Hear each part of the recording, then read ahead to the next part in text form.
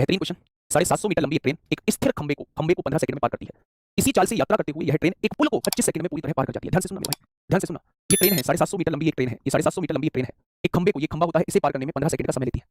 जब किसी खंबे को पार करती है तो इसका मतलब इसने अपनी लंबाई को पार किया है। ठीक है, उसने कहा है इसी चाल से यात्रा करते हुए यह ट्रेन एक पुल को 25 सेकंड में पार करती है। 25 सेकंड में पार करती है। तो बताइए पुल की लंबाई कितनी है? पुल की लंबाई कितनी है वो आपसे ये पूछना चाह रहा है मेरे भाई।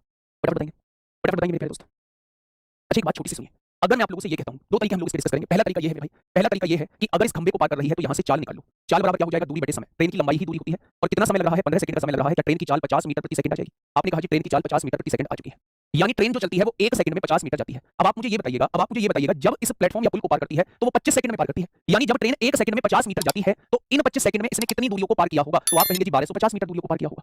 1250 मीटर में 750 मीटर तो ट्रेन की लंबाई है, तो बाकी बची कुछ किसकी हो जाएगी? तो आप कहेंगे बाकी बची कुछ पुल की लंबाई हो जाएगी। तो पुल की लंबाई कितनी आ जाएगी? 500 मीटर आ जाएगी। पुल की लंबाई कितनी आ जाएगी? 500 मीटर आ जाएगी। क्या इतनी बात समझ में आ गई आप लोगों को?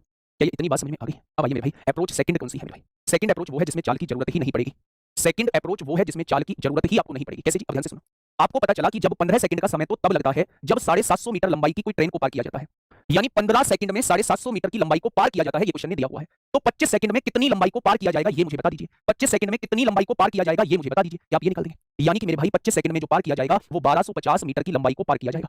अगर इन 1250 मीटर की लंबाई में 750 मीटर ट्रेन की लंबाई है तो बाकी बची कुछ 500 लंबाई किसकी होगी? तो आप कहेंगे वो पुल की होगी।